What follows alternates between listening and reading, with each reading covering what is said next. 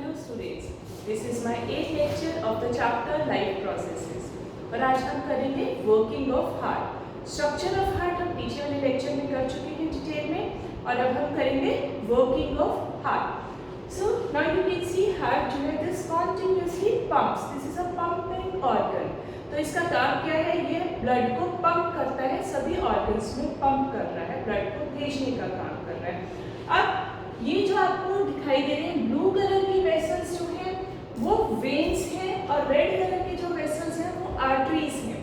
Veins हमेशा सभी body organ से डीऑक्सीजनेटेड ब्लड को कहाँ लेके जाती हैं, हार्ट में। वेन्स ब्लड डीऑक्सीजनेटेड ब्लड को हार्ट में लेके जा रही हैं और ये जो रेड कलर की हैं आर्टरीज, ये ऑक्सीजनेटेड ब्लड को सभी ऑर्गन्स में सप्लाई करती हैं। यहाँ एक एक्सेप्शन होती है पल्मोनरी आर्टरी और पल्मोनरी वेन, वो हम बाद में डिटेल में करेंगे। तो ब्लड जो है, ये जो हार्ट है, ये एक पंपिंग ऑर्गन है जो ब्लड को पंप करता है। उसके बाद तो हम ब्रीफ में थोड़ी सी इसकी वर्किंग देखेंगे हार्ट की, किस तरह से ये काम करता है। हमने किया था कि जो हार्ट है इसके टू साइड्स हैं, राइट साइड और लेफ्ट साइड। राइट साइड में डीऑक्सीजनेटेड ब्लड आता है और लेफ्ट साइड में ऑक्सीजनेटेड ब्लड आएगा। डीऑक्सीजनेटेड ब्लड कहाँ से आता है, जो बॉडी के जितने भी ऑर्गन्स हैं उनसे डीऑक्सीजनेटेड ब्लड किसके अंदर आता है, राइट साइड में आता है। अब ये राइट साइड से डीऑक्सीजनेटेड ब्लड कहाँ चला जाएगा, लंग्स में चला जाएगा, क्योंकि ऑक्सीजन तो लंग्स के पास है। हमने जब रेस्पिरेशन की थी तो ऑक्सीजन को इनहेल किया था और वो ऑक्सीजन हमारी कहाँ चली गई थी, लंग्स में। तो अब अगर हमारे ब्लड में ऑक्सीजन भरनी है तो ब्लड को हार्ट से कहाँ जाना पड़ेगा, लंग्स में।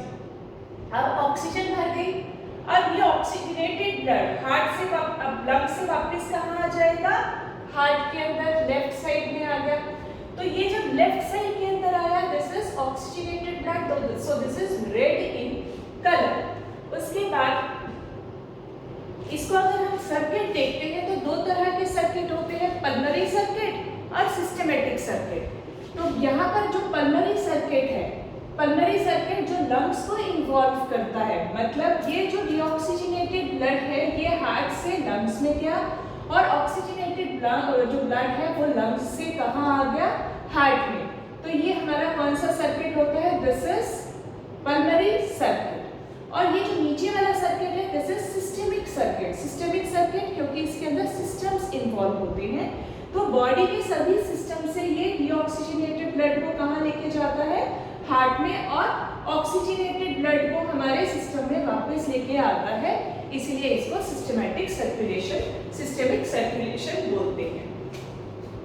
अब हमने वर्किंग ऑफ हार्ट की करनी है। वर्किंग ऑफ हार्ट के लिए थोड़ा सा हमें स्ट्रक्चर ऑफ हार्ट रिकैप करना पड़ेगा जो हमने पहले वाले चैप्टर में किया था।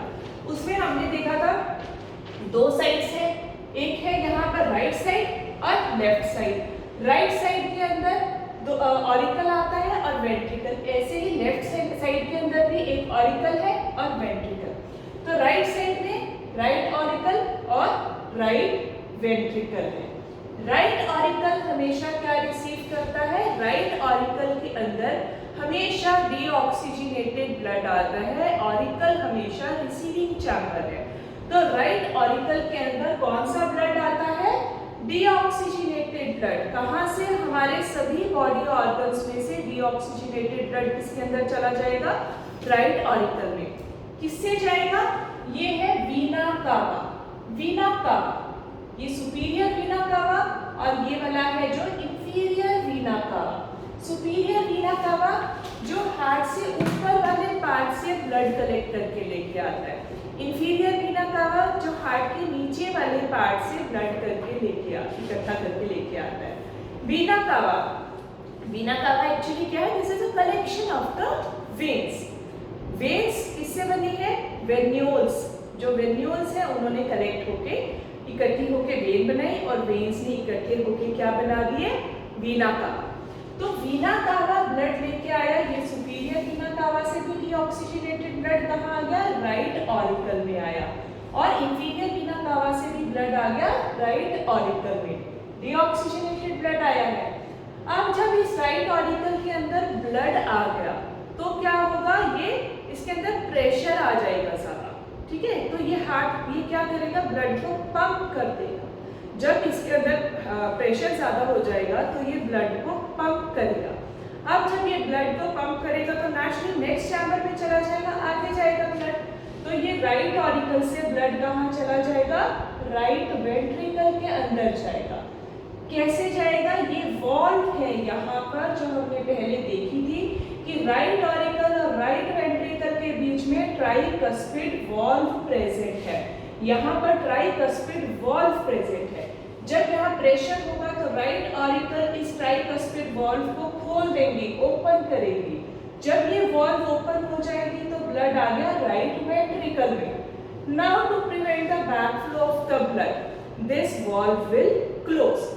ये वॉल्व वापस बंद हो जाएगा। अब इसके बाद ये ब्लड कहाँ जाना चाहिए, लंग्स में, ताकि उसके अंदर ऑक्सीजन फिल हो जाए। लंग्स में किसके थ्रू जाता है, पल्मोनरी आर्टरी के थ्रू।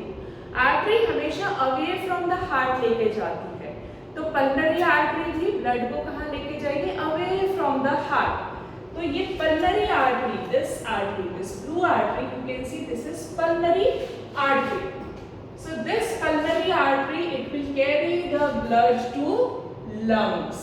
अब जब ये pulmonary artery blood को lungs में लेके जाएगी तब blood की ऑक्सीजनेशन हो जाएगी, उसके अंदर ऑक्सीजन भर जाएगी। लेकिन जब ये blood right ventricle से pulmonary artery के अंदर जाएगा तो कैसे जाएगा, क्योंकि यहाँ प्रेशर ज्यादा हो गया। प्रेशर ज्यादा हो गया तो ये जो वॉल्व है पल्मोनरी वॉल्व, ये वॉल्व ओपन हो जाएगी। जब ये पल्मोनरी वॉल्व ओपन होगी तो ब्लड कहाँ आ गया, पल्मोनरी आर्टरी में आ गया।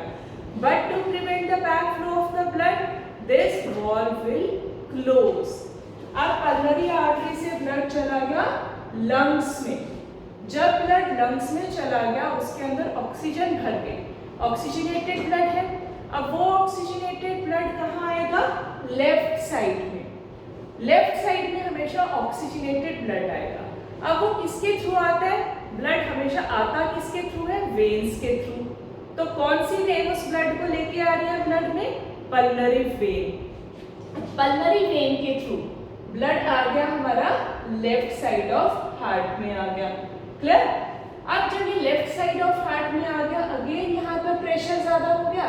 जब यहाँ प्रेशर ज्यादा हो गया तो ये वॉल्व को ओपन कर देंगे। यहाँ कौन सी वॉल्व थी, बाइकस्पिड वॉल्व। इनको हम ट्राइकस्पिड और बाइकस्पिड इसीलिए बोलते हैं क्योंकि कस्प का मतलब होता है फ्लैप। तो ट्राइकस्पिड में 3 कस्प होते हैं और बाइकस्पिड में 2 कस्प प्रेजेंट होते हैं। तो लेफ्ट ऑरिकल से ब्लड कहाँ आ जाएगा, लेफ्ट वेंट्रिकल में, क्योंकि ये बाइकस्पिड वॉल्व खुल जाएगी। बाइकस्पिड या मिट्रल वॉल्व ये ओपन हो जाएगी। Now the blood is pumped to the left ventricle. अब जब ये लेफ्ट वेंट्रिकल में आया तो वापस ये बाइकस्पिड वॉल्व बंद हो जाएगी। अब इस ऑक्सीजनेटेड ब्लड को कहाँ जाना चाहिए, हमारे सभी ऑर्गन्स में जाना चाहिए। किसके थ्रू जाएगा, ये आर्टरीज के थ्रू जाएगा। तो ये सारा हमारा ऑक्सीजनेटेड ब्लड कहाँ जाएगा, एओर्टा के अंदर। ये जो आपको दिखाई दे रहा है this is the aorta. Aorta मतलब this is the biggest artery.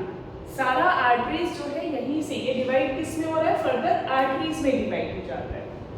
तो लेफ्ट वेंट्रिकल से ऑक्सीजनेटेड ब्लड आएगा इस एओर्टा के अंदर आएगा। क्लियर। लेकिन इनके बीच में भी एक वॉल्व प्रेजेंट है जिसको हम बोलते हैं एओर्टिक वॉल्व। तो जब ये लेफ्ट वेंट्रिकल में प्रेशर ज्यादा हो जाएगा तो ये ब्लड को पंप कर देगा। एओर्टिक कहाँ पर पंप कर देगा, एओर्टा में। एओर्टिक वॉल्व ओपन हो जाएगी। पर जब ब्लड हमारा एओर्टा में आ गया तो एओर्टिक वॉल्व बंद हो जाएगी to prevent the backflow of the blood, जिससे अब हमारा ब्लड सभी ऑर्गन्स में चला जाएगा। सो अगर हम इसको एक बार थोड़ा ब्रीफ में कर लेते हैं जो हमने वर्किंग की है, उसके लिए देखो यहाँ आपको क्या दिखाई दिए हैं, दे रहे हैं, ये आपको ऑरिकल दिखाई दे रहा है। कौन सा ऑरिकल है यहाँ पर, ये जो स्मॉल वाला पार्ट है दिस इज द ऑरिकल। और ये आपको 2 वेंट्रिकल्स दिखाई दे रहे हैं। यहाँ हमने देखा था 2 ऑरिकल्स 2 वेंट्रिकल्स। तो this is right auricle, this is the left auricle, this is again the right ventricle and this is the left ventricle. और ये जो है दिस पार्ट इज वीना कावा। वीना कावा और ये सुपीरियर वीना कावा है, ये इंफीरियर वीना कावा है। तो वीना कावा से ब्लड कहाँ आएगा, वीना कावा से डीऑक्सीजनेटेड ब्लड कहाँ आ गया, ऑरिकल में।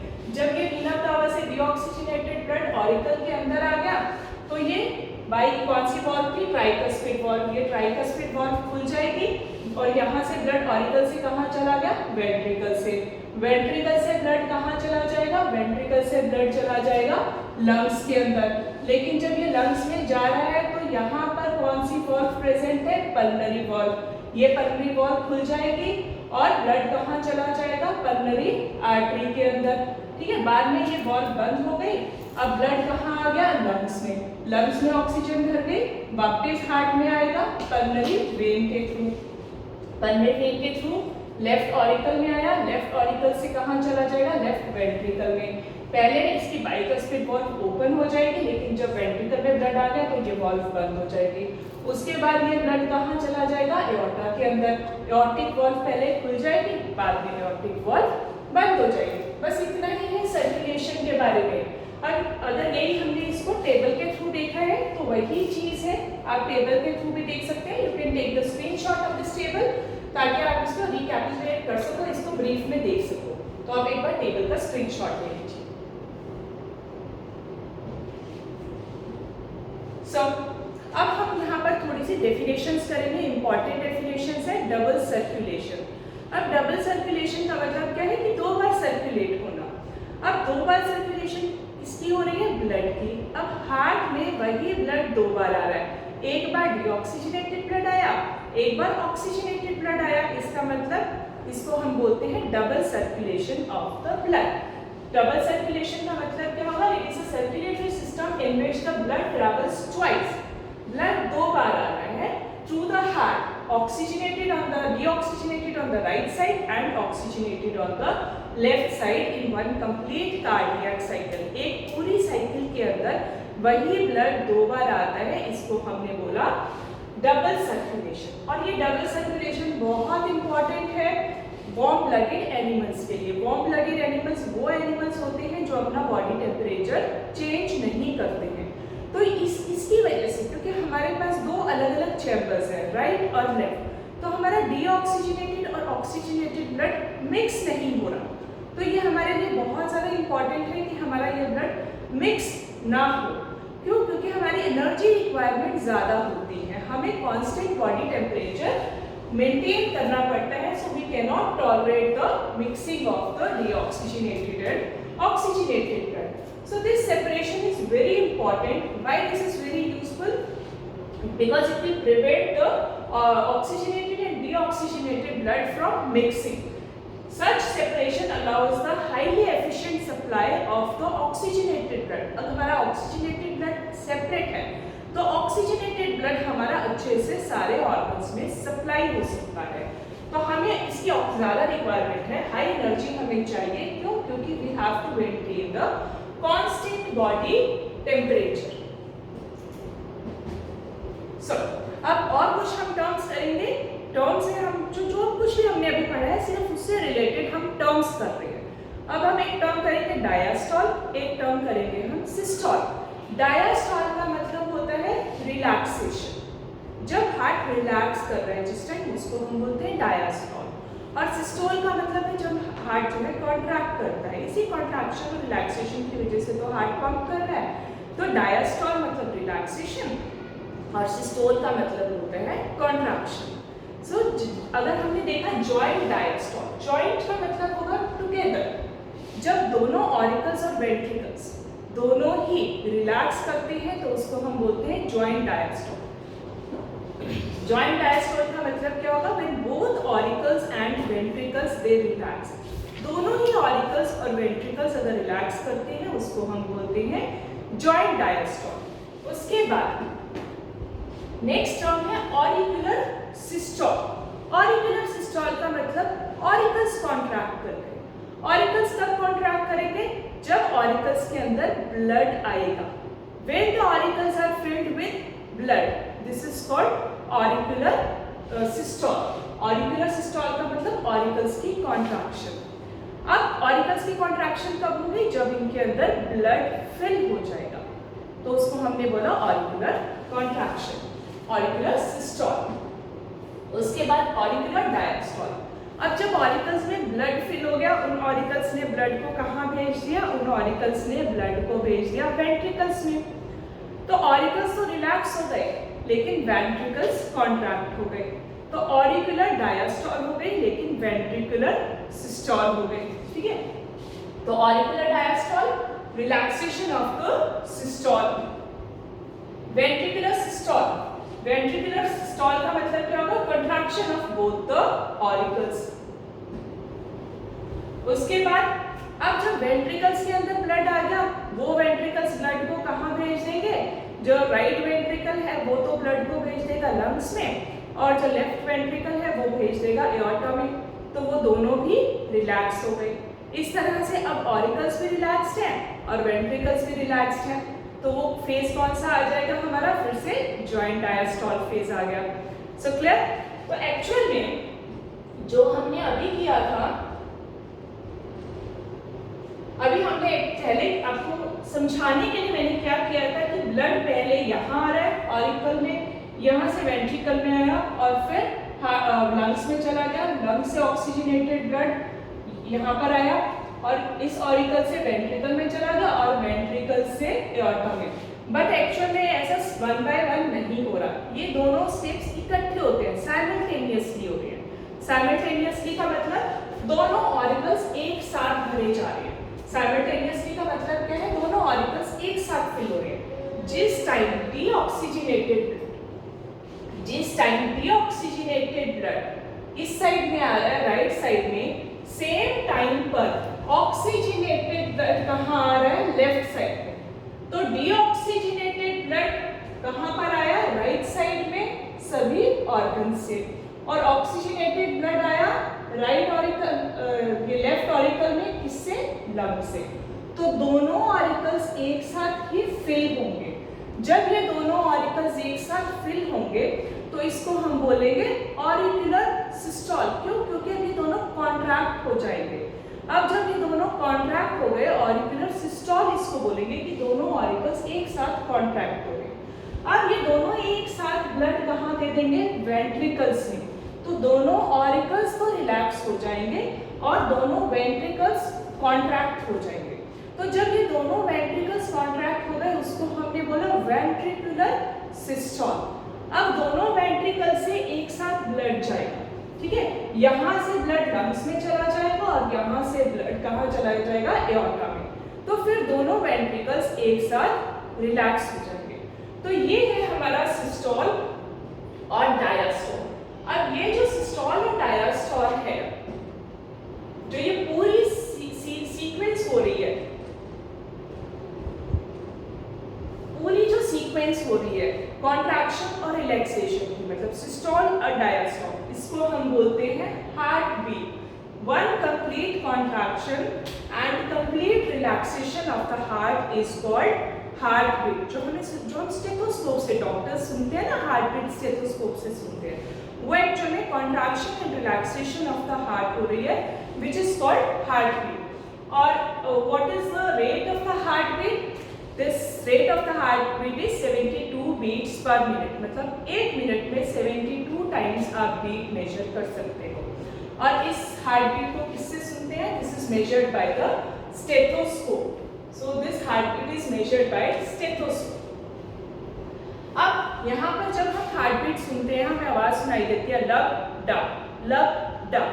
ये एक्चुअली साउंड्स क्या है? लब और डब साउंड कहाँ से आ रही है? ये हमारे हार्ट में से साउंड आ रही है। कब आ रही है? जब पहली जो लब साउंड आती है, पहली साउंड आती है लब साउंड। ये कब आती है? जब हमारी पहले जो वॉल्स थी वो बंद होती हैं। कौन सी वॉल्स बंद होती हैं? Atrioventricular walls. एट्रियोवेंट्रिकुलर वॉल्स कौन सी थी? बाइकस्पिड और ट्राइकस्पिड वॉल। जब ये दोनों वॉल्स बंद हुई, जब ब्लड कहाँ से? ऑरिकल से वेंट्रिकल में चला गया, तो ये एट्रियोवेंट्रिकुलर वॉल्व, दोनों की दोनों वॉल्व, बाइकस्पिड और ट्राइकस्पिड वॉल्व बंद हुई। जब ये दोनों वॉल्व्स बंद होंगी तो जो नॉइज प्रोड्यूस होगा, दैट नॉइज इज कॉल्ड लब। और इसकी लो पिच्ड होती है, कम आवाज होती है, लब की आवाज कम होती है। तो लब साउंड कब प्रोड्यूस होती है? कौन सी वॉल्व्स जब क्लोज होगी? When atrioventricular valves will close by bicuspid and tricuspid valve close होंगी तो लब साउंड प्रोड्यूस होगी। इसी तरह डब साउंड आएगी। डब साउंड कब प्रोड्यूस होगी? जब हमारी सेमील्यूनर वॉल्व्स क्लोज होंगी। सेमील्यूनर वॉल्व्स कौन सी थी? पल्मोनरी वॉल्व और एओर्टिक वॉल्व। ठीक है, जब ये दोनों वॉल्व्स बंद होंगी तो डब साउंड प्रोड्यूस होगी। उसके बाद हार्ट बीट, आपको I have told you this is 72 beats in a minute.